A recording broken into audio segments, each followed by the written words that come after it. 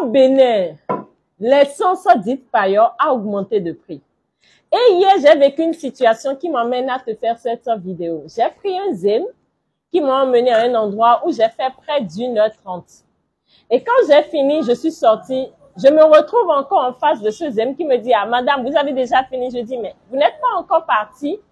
Il dit, non, on est en train de discuter là-bas de comment les choses coûtent cher dans le pays, de comment l'essence coûte cher, de combien de temps on passe dans les rangs à la station pour acheter de l'essence. Et je me suis dit, mais comment? 1h30 à discuter de comment les choses coûtent cher. Mais qu'est-ce que tu as gagné? Et osé de me répondre, oh, madame, laissez histoire de gagner.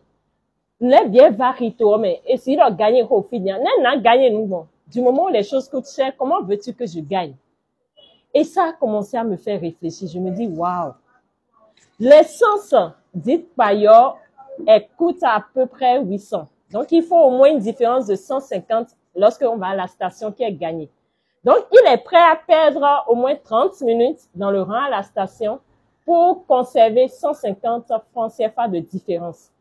Mais il gaspille 1h30 à discuter de comment les choses coûtent cher. Je voudrais juste qu'on fasse un parallélisme. Imaginez si 1 heure de temps était considérée comme 100 francs. Et il est prêt à économiser 150 en matière d'argent, mais il est prêt à gaspiller 1h30.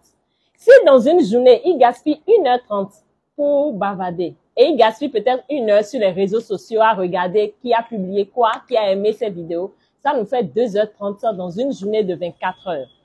Calculons les amis, 2h30 dans une journée de 24 heures. Multiplions les 2h30 fois 7. On va se retrouver à plus de 10 heures. Et plus de 10 heures dans une semaine, on va multiplier par 4, ça nous fait 40 heures gaspillées à ne rien faire, à discuter de comment les choses coûtent cher. Vous pensez vraiment que ça nous permet d'avancer? À des moments donnés, il faut qu'on fasse une prise de conscience par rapport à un certain nombre de comportements. Si l'argent est une ressource qu'on cherche à conserver, le temps, c'est une ressource qu'on ne peut pas rattraper. Quand tu perds 1 heure à discuter, comprends que tu ne peux plus jamais rattraper ces 1 heure-là. C'est pas possible. Mais tu prends tout ton temps à dire les choses coûtent cher, mais ça ne change rien. Et c'est les mêmes personnes qui vont dire c'est le destin. Et je lui ai demandé, mais vous faites un Zem là, vous conduisez les taxis moto, ça fait combien de temps? Il me dit, ça fait 5 ans. Je dis, qu'est-ce que vous avez réalisé au bout des 5 ans? Il dit, madame, c'est mon destin. Dieu fera un jour. Je dis, mais waouh, il y a un problème. Dieu ne peut pas t'aider si tu ne t'aides pas. Dieu ne peut pas t'accompagner si tu n'es pas prêt à faire ce qu'il faut. C'est pas possible. Et c'est ce qui explique que beaucoup sont dans des églises, ils attendent un miracle. Il n'y a pas de miracle.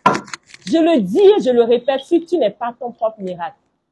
Le miracle ne va pas descendre, non. Le miracle ne va jamais descendre si tu ne deviens pas le miracle de ta vie. Comment veux-tu que Dieu t'aide si tu ne t'aides pas?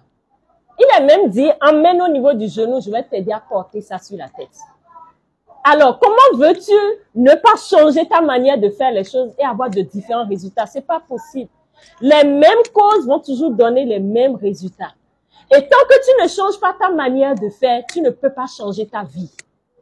Et si tu es conscient que ta manière de faire détermine ta vie, ta réussite dans la vie, tu dois comprendre que ta manière de faire les choses par rapport à tes comportements au quotidien doivent refléter ce que tu veux. Doivent refléter ce que tu veux. Et le temps est une ressource très, très chère. Ça vaut même plus que l'argent, si je peux m'exprimer ainsi. Et plus tu apprends à gérer ton temps, mieux tu vas gagner dans ce monde. Regardez les gens qui réussissent. Le temps, c'est de l'argent. Le temps que tu passes à faire certaines choses qui ne t'apportent pas grand-chose dans ta vie, tu dois comprendre que tu es en train de perdre de l'argent. C'est pas seulement aller t'aligner dans une station qui t'emmène à perdre de l'argent. Non, ton temps doit être précieux. Et tant que tu ne comprends pas ça, tu vas t'attendre à ce qu'il y ait un miracle, mais il n'y aura pas de miracle. Et souvent, les gens disent la richesse, c'est un état d'esprit. Et ton état d'esprit, c'est ta manière de penser, ta manière de ressentir les choses et ta manière d'agir. C'est le système PEA. Et souvent, ce système, quand je travaille avec les gens, j'attire leur attention. Tes pensées, tes émotions et tes actions doivent entrer en harmonie pour que tu puisses atteindre un certain objectif dans ta vie. Et tant que tu ne comprends pas ça et tu attends qu'un certain Dieu vienne te sauver, tu ne trouveras pas. Alors, si tu fais partie des gens comme ce Zim qui adore passer le temps, a dit les choses coûtent cher, a dit tout est compliqué dans le pays, ou si tu fais partie de ces personnes-là qui adorent passer du temps sur les réseaux sociaux à ne rien faire, près d'1 heure, 2 heures, à regarder qui a liké la vidéo que j'ai partagée, qui a partagé, qui est en train de dire quoi, comprends que tu es le semeur. C'est toi qui sèmes et c'est toi qui récoltes. Et c'est ce qu'on sème qu'on récolte. À bon entendeur.